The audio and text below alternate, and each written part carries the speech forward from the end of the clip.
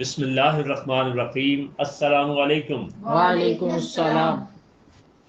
ہم نے پچھلے سبق میں رموز و اوقاف یعنی پنکچویشن کا قرآن میں کیا کانسیپٹ ہے اس کے اوپر بڑی تفصیلی بات کی تھی، اور وہ تمام علامات بتائی تھیں کہ جہاں پر ضرور وقف کرنا چاہیے، جہاں پر سانس ٹوٹ جائے تو رکیں، ورنہ آپ آگے کنٹینیو کر سکتے ہیں، اور کچھ ایسے ہیں کہ سانس ٹوٹے نہ ٹوٹے آپ رکنا چاہیں تو رک سکتے ہیں، اور اس کی میں نے بڑی تفصیلات بتائیں۔ لیکن آپ لوگوں کو چونکہ اس سارے لمبے پروسیجرز میں سے نہیں گزارا جا رہا جو مدارس و مساجد میں گھنٹوں اور مہینوں اور پھر سالوں میں آپ قرآن ختم کرتے ہیں، تو آج میں آپ کو ایک بڑا بیسک فنڈامنٹل بتاتا ہوں۔ ہر جگہ رکنے میں کوئی حرج نہیں ہے، بلکہ ایسا کرنے سے آپ قرآن کا وہ حق ادا کریں گے جس میں کہا جاتا ہے کہ خوب ٹھہر ٹھہر کر پڑھا کرو۔ تو اس لیے اگر آپ ہر اس پر جو وقف ہے، ہر وقف پر ہے یا ہر سٹاپ پہ رکیں گے تو غلطی کا احتمال جو ہے وہ ویسے ہی ختم ہو جائے گا۔ اگر آپ ان قواعد کے تحت چلنا چاہیں تو وہ میں نے آپ کو بتا دیے ہیں۔ اگر آپ ایک جنرل رول دیکھنا چاہیں تو ہر جگہ جہاں وقف آتا ہے وہاں وقف کر لیں۔ تو اب ہم عملی طور پہ کچھ الفاظ کو دیکھیں گے۔ سب سے نمبر 1 پہ ہے جزم۔ جزم کیا ہوتی ہے؟ یہ ہم نے پڑھ لیا ہوا ہے کہ یہ 2 کام کرتی ہے، اس کے دندانے بھی 2 ہوتے ہیں۔ اگر یہ وقف سے پہلے آ جائے، دوبارہ سنیے، اگر یہ وقف سے پہلے جزم آئے کسی حرف پہ تو اس لفظ کے پڑھنے میں کوئی تبدیلی نہیں آتی، کیونکہ آواز ویسے ہی اس لفظ پہ آ کے رک جانا ہوتی ہے۔ اب آپ اگر نیچے دیکھیں ایک لفظ لکھا ہوا ہے، میں ابھی اس کو اکٹھا تو نہیں بولوں گا، آپ یہ دیکھیں کہ کاف پیش اور واو کے اوپر شد ہے، تو اس کا مطلب یہ ہے کہ وہ لفظ 2 دفعہ لکھا جائے گا، ایک دفعہ شد کے ساتھ اور دوسری دفعہ اس کے نیچے جو حرکت ہے اس کے ساتھ۔ پھر را کے اوپر چھوٹی زبر ہے، آدھی آواز ہے، اور تے کے اوپر جزم ہے، وہ ویسے ہی آ جائے گی۔ ٹھیک ہے، اب جب ہم انہیں ملائیں گے، پہلے تو ہم نے توڑ کیا تھا نا، پھر جوڑ کریں گے، جوڑ کا پورا سسٹم آپ نے پیچھے سمجھا ہے۔ تو جو شد ہوتی ہے اور جزم ہوتی ہے وہ ہمیشہ اپنے سے پچھلے حرف کے ساتھ ملتی ہے۔ تو کو یعنی کاف اور واو جو ہے شد والا وہ اکٹھے ہو جائیں گے، اور اس کے بعد واو کے نیچے زیر ہے، یہ آدھی آواز ہے، یہ ویسے ہی آئے گی، اور رت اکٹھا آئے گا کیونکہ جزم کی الگ آواز نہیں ہوتی، وہ اپنے سے پچھلے لفظ کے ساتھ مل کر بولتی ہے۔ تو اب آپ دیکھیے کہ یہ 3 آوازیں بن گئیں، کو وی رت، تو یہ بالکل صحیح اس کی ادائیگی بن گئی ہے۔ اسی طرح سے اگر ہم اگلے لفظ پر آئیں، اگلا لفظ ہے جی علیہم، تو آدھی آواز الف معروف کی، آگے لام کے اوپر زبر ہے اور ساتھ چھوٹی یہ ہے، تو یہ کیا ہے؟ لئی۔ آئی بئی تئی، یہ یائلین کی آواز ہے، تو یہ آئی، اور پھر اس کے بعد ہاں، اس کے نیچے زیر ہے اور ساتھ اس کے میم ہے جزم والا۔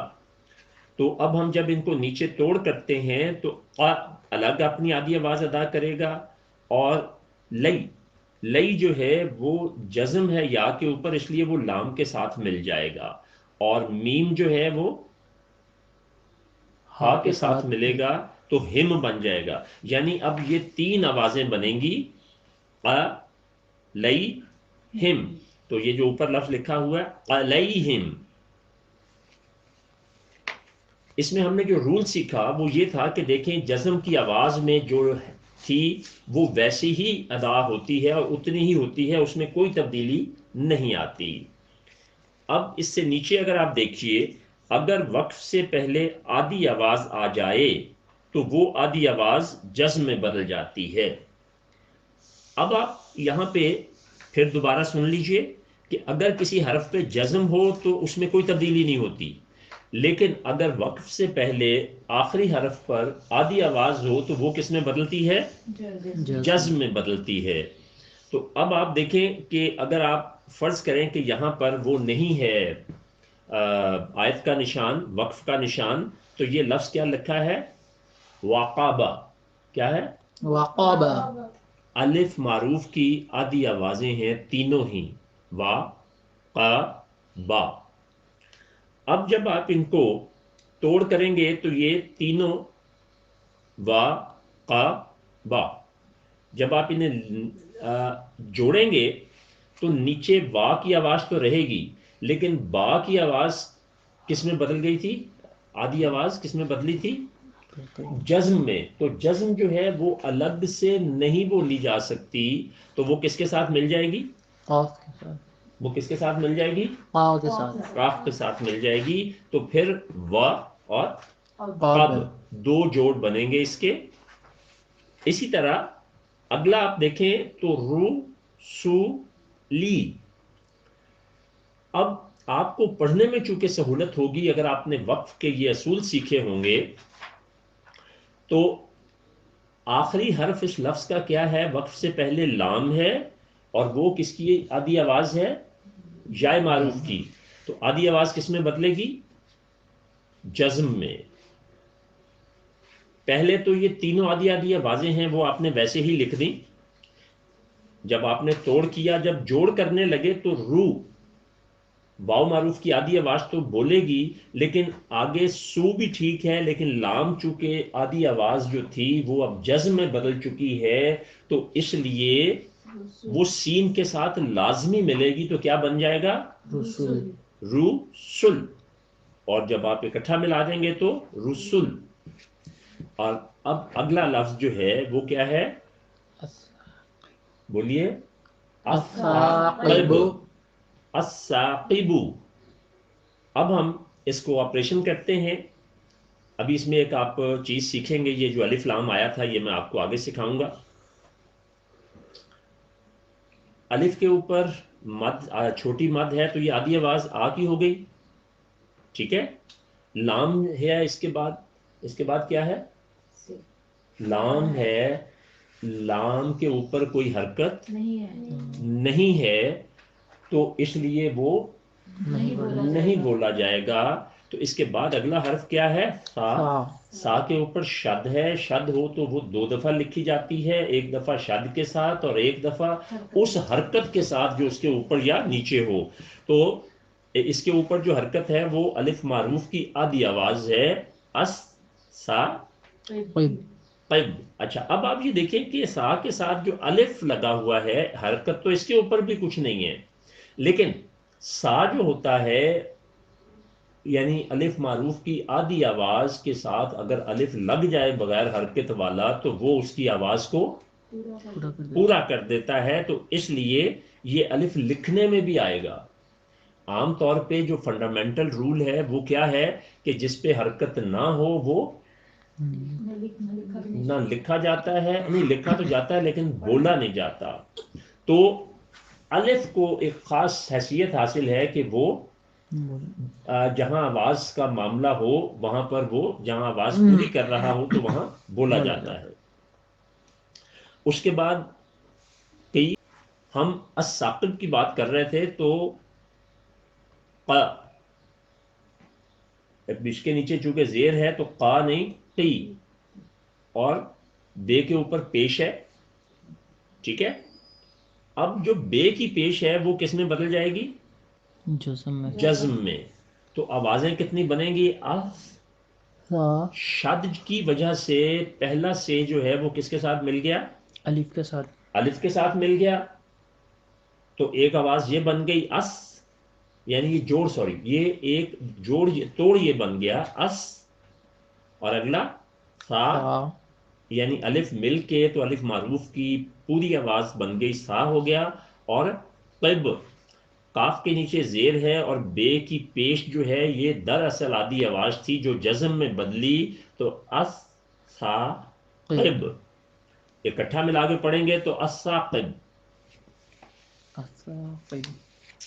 اب تیسرا جو آتا ہے جی رول، یہ پچھلے وقف کے اصول جو پڑھائے گئے ہیں یہ اس سے اگلا حصہ ہے اس کا.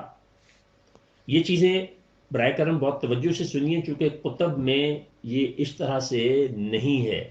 ہمارا یہ جو آوازوں کا نظام ہے اس کے لیے قاری اسماعیل افضل صاحب نے 10 سال سے زیادہ عرصہ خرچ کر کے یہ ٹیکنالوجی ڈیولپ کی تھی، اور پھر اتنا بڑا دعویٰ کیا، تو پھر یہ دعویٰ جو ہے وہ آپ کی مسلسل پریکٹس مانگتا ہے. اب ہم تیسرے کی طرف آتے ہیں جی. اگر وقف سے پہلے تنوین آ جائے، اب تنوین جو ہے وہ دو زبر، دو زیر، دو پیش. پیش. اب وہاں پر آخر میں دوبارہ سن لیں کہ جہاں پر کوئی لفظ ختم ہو اور وہاں پر وقف آ رہا ہو اور اس وقف سے پہلے اس لفظ کا جو آخری حرف ہے اس کے اوپر دو زیریں، دو زبریں، دو پیشیں آ جائیں تو آپ نے کیا کرنا ہے؟ تو وہاں آپ نے یہ کرنا ہے کہ آخر میں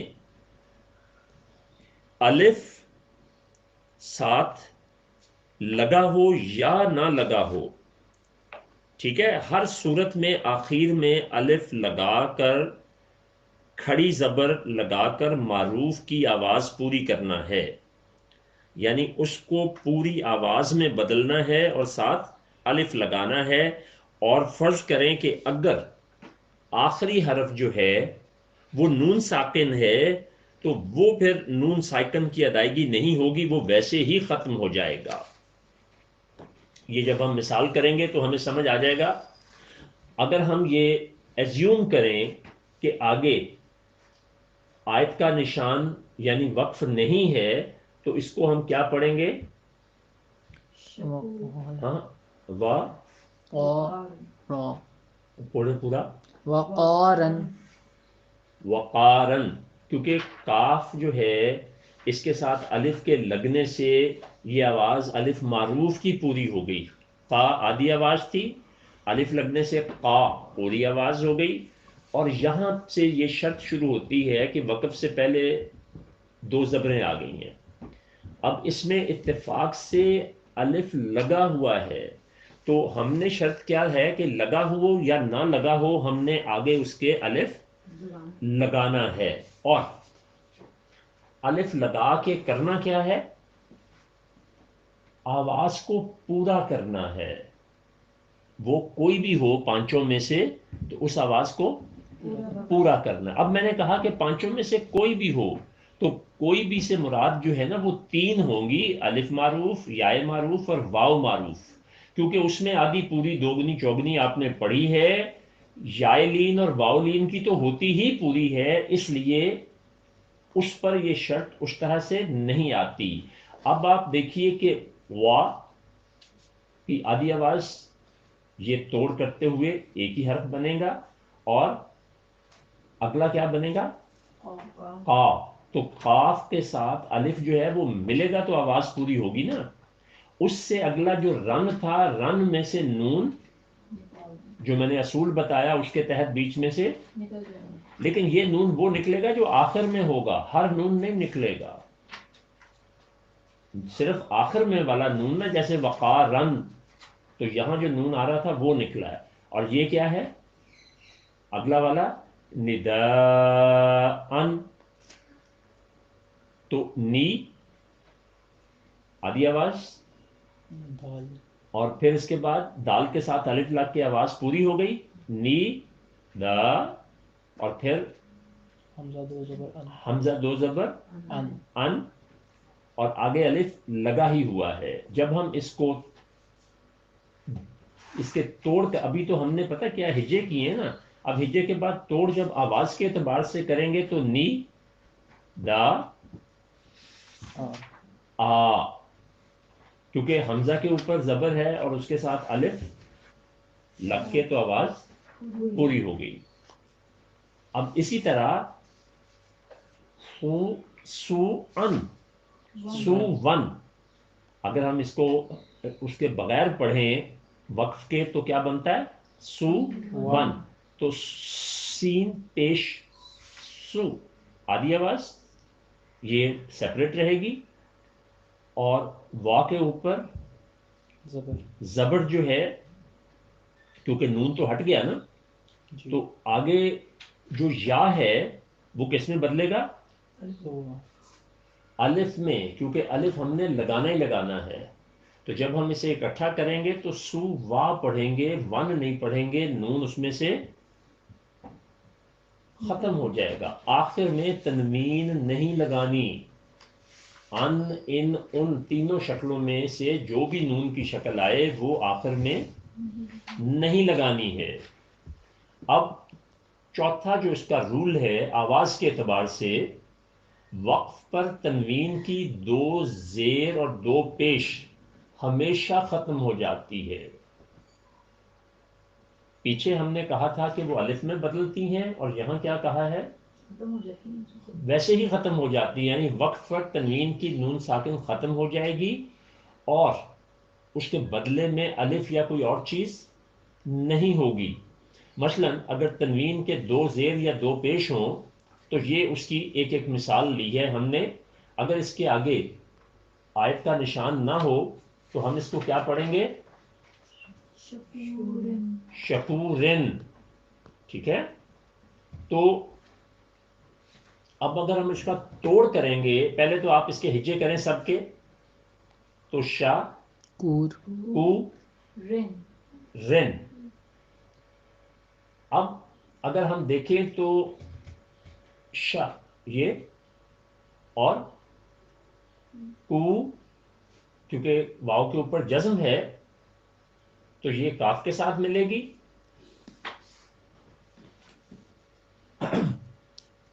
اور یہ آواز پھر پوری ہو جائے گی.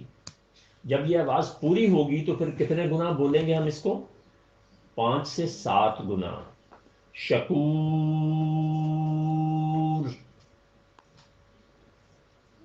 نون ختم ہو گیا اور وہ آواز وہاں پہ پوری ہو گئی. اب اگلا جو ہے وہ دو پیشوں سے، وہ شکور رن تھا، دو زیریں تھیں اور یہاں پر دو پیش پیشے ہیں. غفور. لیکن یہ غفور کیسے بنے گا؟ غ آدھی آواز بالکل سیپریٹ اپنی ادا ہوگی، لیکن فا کے اوپر پیش ہے اور واؤ کے اوپر جزم ہے تو فو. فو یہ کیا ہوگا؟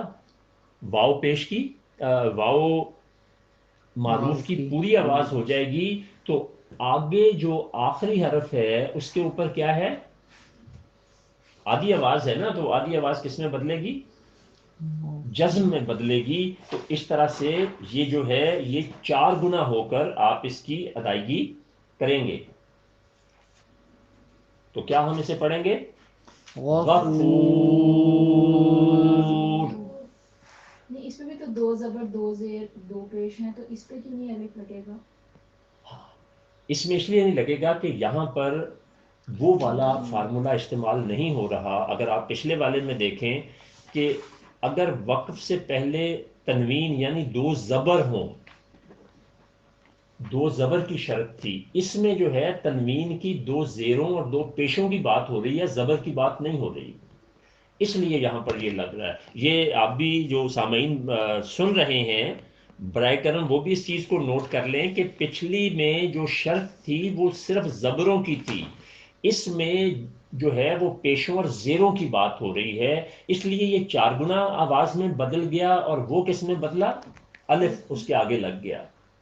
اب اگر ہم 5ویں اس میں رول کو دیکھیں، اگر وقف پر آدھی آواز سے قبل معروف کی پوری آواز ہو تو اس معروف کی پوری آواز پر بڑا مد آئے گا اور آدھی آواز جزم میں بدلتے ہوئے کل آواز کا 5 سے 7 گنا ہو جائے گا. یہ اصول ہم پیچھے پڑھ آئے ہیں، یہ صرف یہاں پر ریپیٹ ہو رہا ہے. جیسے آپ دیکھیں نا تا، یعنی پہلے ہم ان کو سب کو الگ الگ کر کے لکھیں تو تا، عین، لام، میم، واو، نون، یہ کل حروف استعمال ہوئے ہیں. تو یہ کل حروف ہم نے سارے کے سارے لکھ دیے، بیچ میں سے کوئی چھوڑا کیوں نہیں؟ کیونکہ بھی اس کے الگ الگ ہجے کر ہیں. نہیں چھوڑا اس لیے نہیں کہ جس کے ان تمام کے اوپر کوئی نہ کوئی حرکت یا علامت تھی، اس لیے ہم نے ان کو لکھا. اگر کوئی خالی ہوتا تو پھر ہم نے وہ نہیں لکھنا تھا. اب لکھنے کے بعد ہم نے اس کے توڑ بنانے ہیں. تو تا کی آدھی آواز ہے اور آگے کیا ہے؟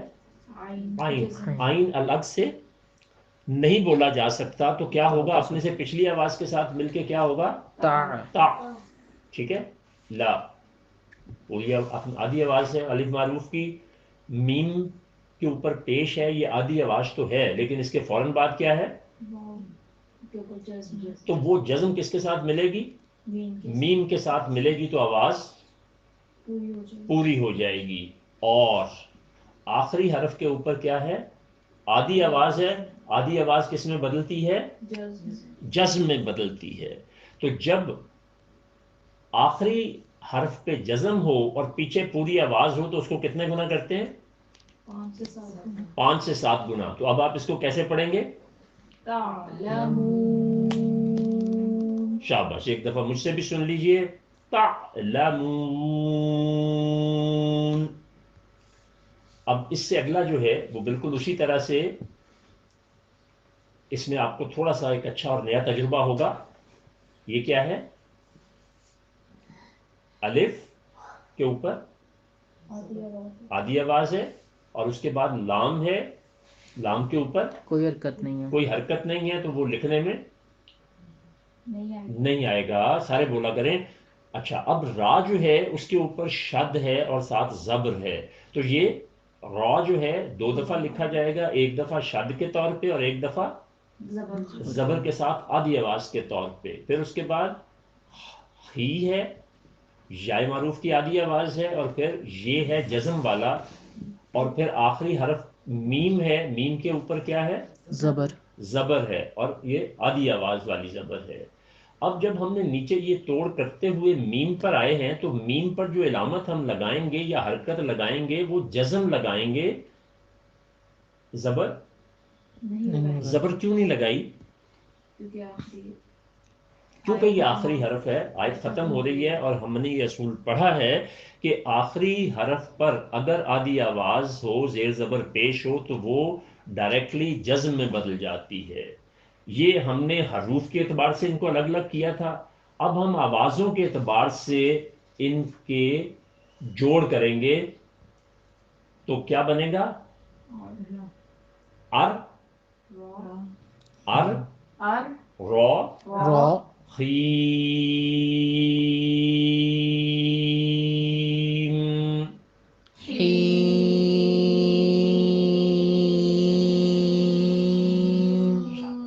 ار ایک آواز، رو دوسری آواز، اور ہا کے نیچے زیر تھی اور ساتھ یہ تھی، تو ہی جو ہے یا معروف کی آواز تھی جو پوری ہو گئی، اور پوری کے بعد جزم کی آواز تھی، تو ہم نے اس کو 5 گنا کر دیا. یہ وہ ہے جو ہم پہلے کر آئے ہیں.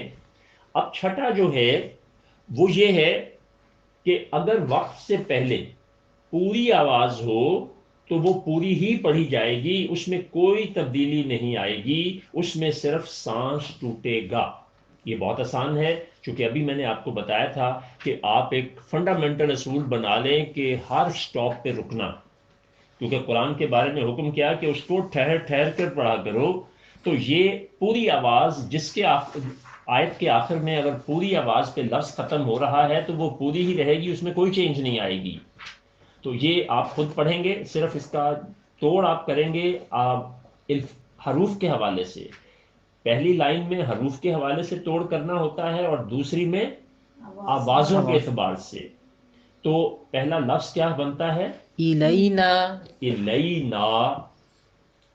ٹھیک ہے، اب آپ اس کو کرنا شروع کیجئے. الف کے نیچے زیر ہے تو یہ آدھی آواز ای ہو گئی. آگے لام زبر یا لئی. ہاں، تو یہ کیا ہو گئی؟ لئی. پوری آواز ہو گئی کس کی؟ یائے معروف کی. اور یا اگلا لین کی. یا لین کی.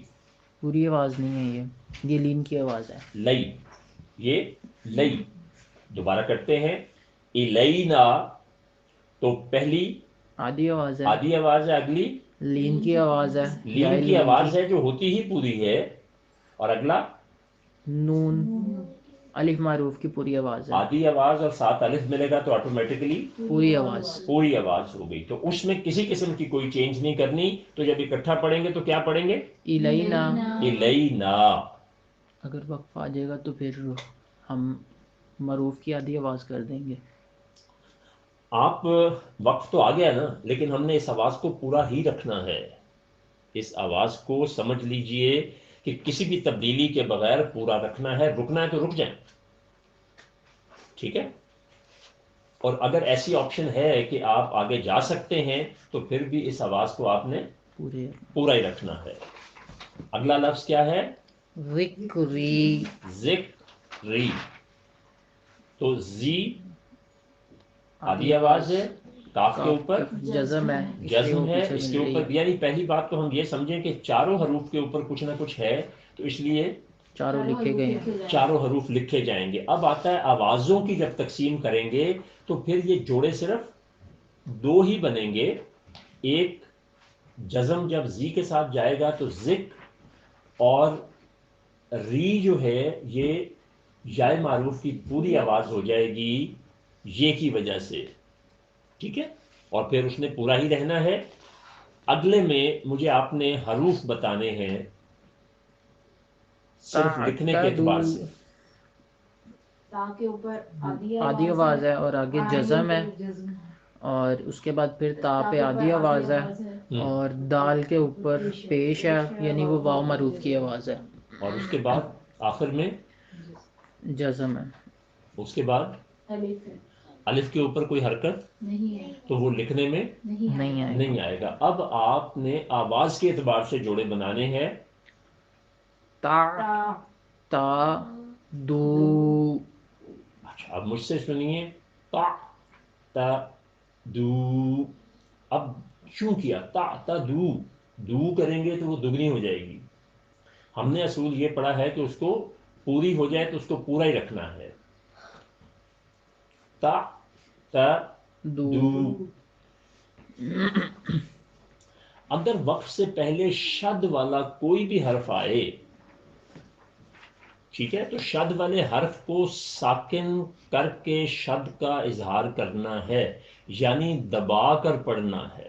آپ یوں سمجھیں کہ جیسے ایک حرف کو ہم دو دفعہ ادا کرتے ہیں وہ کرنا۔ یہ تھوڑی سی آپ کے لیے نئی چیز ہے، تھوڑی سی نئی چیز ہے بالکل، لیکن وہ کیسے ہے وہ ہم ابھی دیکھ لیتے ہیں۔ یہ آپ اس کا پہلے نا حروف کے اعتبار سے توڑ کریں پہلے لفظ کا۔ فی، لفظ میں نہیں بول رہا، فی، زیر ہے تو یہ آدھی آواز یہ بھی لکھا جائے گا۔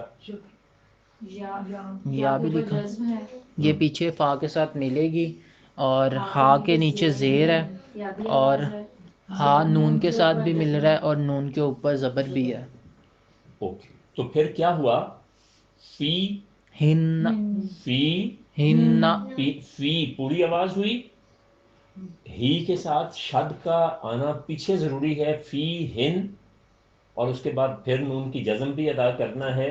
تو یہاں وہ جو میں نے کہا تھا نا کہ دبا کر پڑھنا ہے، تو دبا کے پڑھنے کا مطلب دیکھیے، میرے ساتھ ادا کیجئے، فی ہن۔ فی ہن، ہاں، دوبارہ، فی ہن، ہن۔ اب یہ میں پہلے دن سے کہہ رہا ہوں کہ میں جب بولوں گا تو وہ تھوڑا ایگزیجریٹ کروں گا۔ روٹین میں جب آپ نے پڑھنا ہے تو اس طرح سے نہیں پڑھنا، میں صرف آپ کو وضاحت کے لیے تھوڑا زیادہ اس کو دباؤ دیتا ہوں۔ اور اگلا کیا ہے؟ بالحق۔ اچھا اس کو اب الگ الگ کریں۔ بل کے زیر ہے تو یہ آدھی آواز ہے، اس کے بعد لام کے اوپر جزم ہے، پھر ہا کے اوپر بھی آدھی آواز ہے، پھر کاف کے اوپر شد ہے، اس لیے یہ دو دفعہ لکھا جائے گا، ایک دفعہ شد کے ساتھ اور ایک دفعہ زیر کے ساتھ۔ اچھا بیچ میں الف تھا، وہ نہیں آپ نے بولا کسی نے، بی کے ساتھ الف ہے نا؟ جی، الف کے اوپر کوئی حرکت نہیں ہے، اس لیے وہ نہیں لکھا جائے گا۔ شاباش۔ اب آپ اس کے جوڑے کتنے بنیں گے صرف ان کی تعداد بتانی ہے۔ دو۔ بل حق دو، بل حق کی، بل حق حق کی کانی آواز آئے گی۔ قاف ہے تو اس کو دبا کے جب پڑھیں گے تو وہ ایک ہی دفعہ ہوگا، بل حق کی بالحق، قا نہیں کریں گے، بل حق یہ وقوف کی مثالیں تھیں جو ہم نے یہاں تک کی. ابھی اگلی جو سبق ہے وہ اسی کا پارٹ 2 ہوگا. اگلا سبق اسی کا ہی پارٹ 2 ہوگا جو ہم کریں گے، اور پھر اس کے بعد ہم اگلے سبق کی طرف جائیں گے. بہت شکریہ. اللہ تبارک تعالی ہمیں اس دین جس میں پیدا فرمایا، اتنی عظیم کتاب دے کر بھیجا، اللہ قدر توفیق دے کہ ہم اس کی اسی طرح سے قدر بھی کر سکیں. آمین. بہت شکریہ.